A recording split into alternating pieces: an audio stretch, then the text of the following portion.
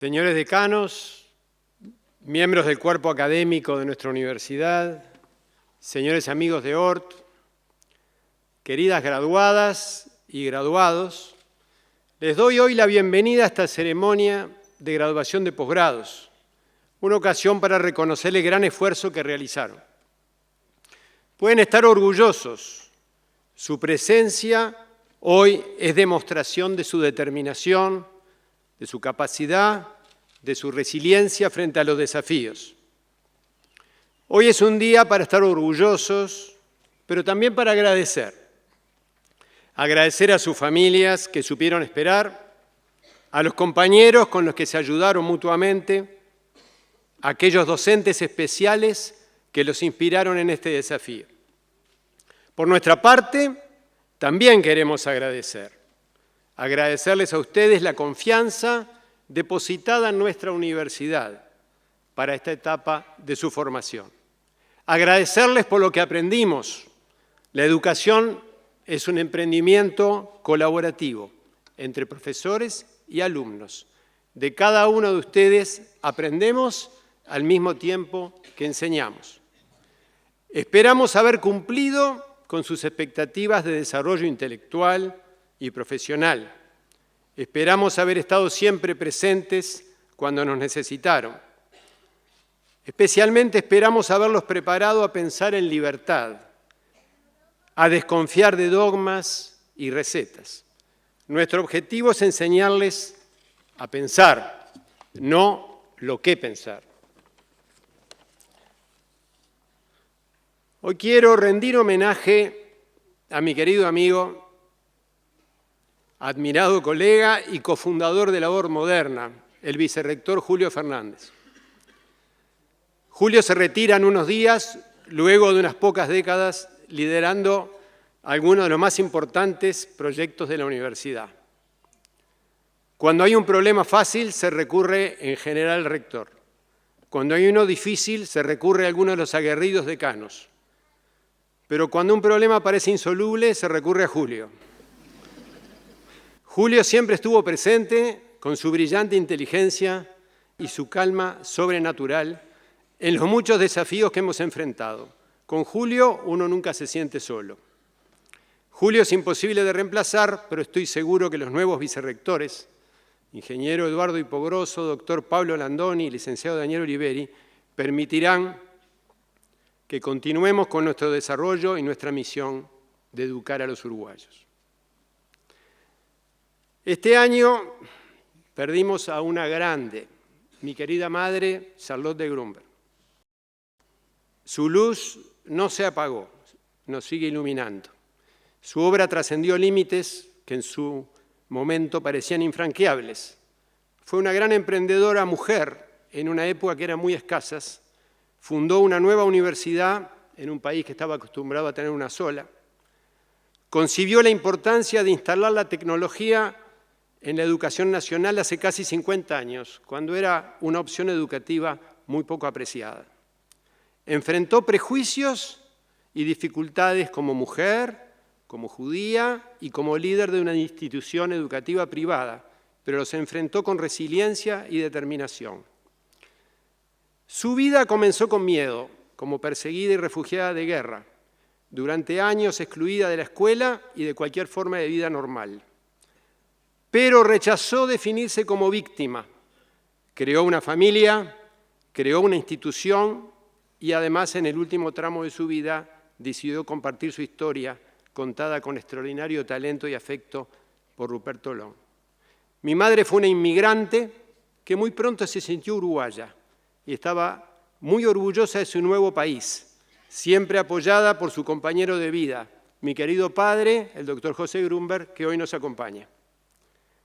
Aprendió nuestro idioma y nuestras costumbres, reconoció las muchas fortalezas de nuestra cultura y trabajó para mejorar las carencias. No trabajó solo pensando en ella misma. A través de ORT ella quiso brindar lo que no tuvo en su infancia: educación, dignidad y autonomía. Supo crear una cultura y un espíritu que nos guía, un equipo que era y es como su familia. Muchos le debemos mucho y lo que nos pedía a cambio es continuar con su misión. Continuar con su misión es una gran responsabilidad. Trataremos de estar a la altura.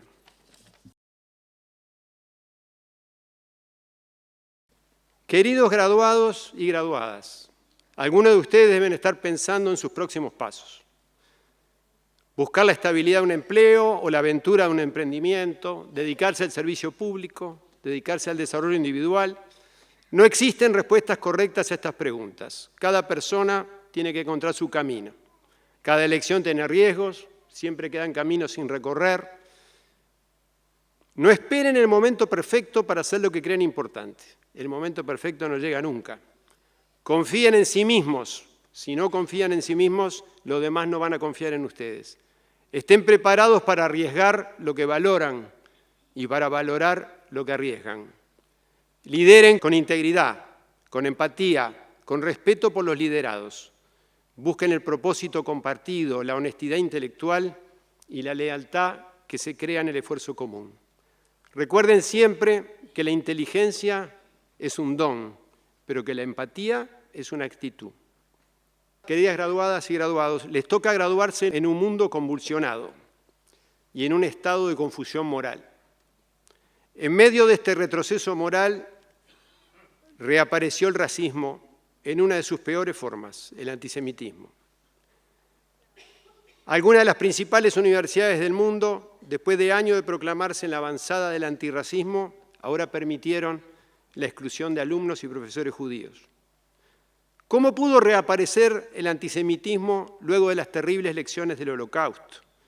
Luego de décadas de declaraciones y resoluciones contra el racismo y el antisemitismo. ¿Cómo logró el antisemitismo volver a ingresar a la sociedad, o algunas sociedades? Logró reingresar porque el antisemitismo es un virus y como todo virus mutó y nuestras defensas no lo reconocen. Ya no transmiten este virus tanto las camisas pardas, sino las banderas verdes y las boinas rojas.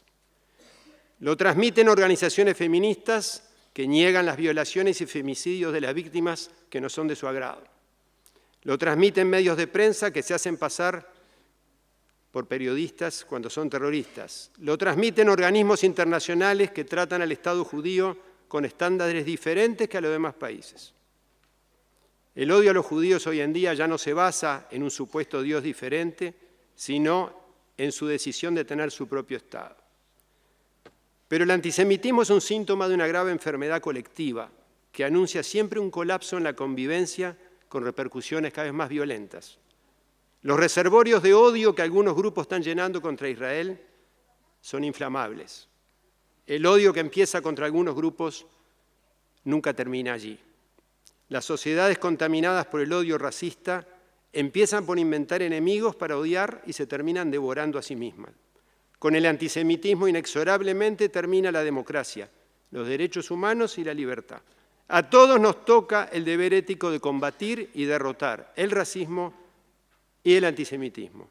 Tenemos que aprender a convivir sin miedo al que piensa diferente, sin miedo al que reza diferente, sin miedo al inmigrante que busca entre nosotros su oportunidad, como la buscaron la mayor parte de nuestros abuelos. Tengan en cuenta que el desafío de su generación son las nuevas formas de inteligencia, hasta ahora un monopolio de los humanos. La inteligencia artificial no va a ser un cambio tecnológico más. Va a impactar en todas las actividades humanas y eso genera preocupación. Genera la ansiedad de que los humanos sean reemplazados por máquinas. Pero la relación entre la inteligencia artificial y la inteligencia humana no es de suma cero. No es cierto que cuanto más trabajos pueda realizar la inteligencia artificial, menos trabajo van a tener los humanos. La complementación entre personas y máquinas tiene el potencial, por el contrario, de aportar más valor y más prosperidad para todos, pero requiere adaptación. Las personas no van a competir con máquinas inteligentes, van a competir con otras personas que las van a saber usar mejor. De hecho, la capacidad de aprender se transformará en una de las destrezas esenciales del ser humano y nuestro sistema educativo se deberá transformar para cultivar la capacidad de aprender en cada nivel y para cada alumno. Los humanos vamos a tener que reentrenar y adaptarnos constantemente. El gran desafío será lograr que la velocidad de nuestro reaprendizaje sea mayor que la velocidad del cambio tecnológico. Lamentablemente, este es el gran ausente en el mega debate sobre la seguridad social que se viene en nuestro país.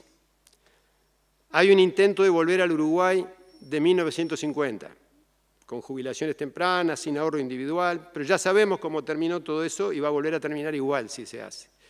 Si seguimos enfocados en discusiones del siglo pasado, vamos a encontrarlos no solo sin jubilaciones viables, sino sin empleos sostenibles.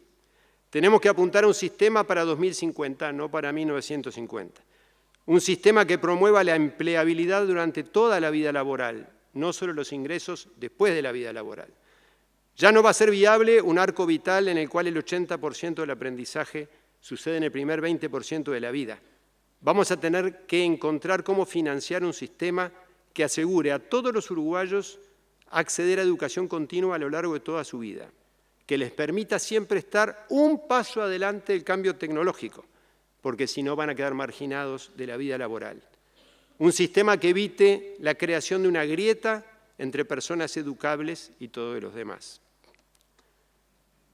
Queridos graduados, tenemos mucho por lo que estar orgullosos de nuestro país, pero por supuesto hay mucho para hacer.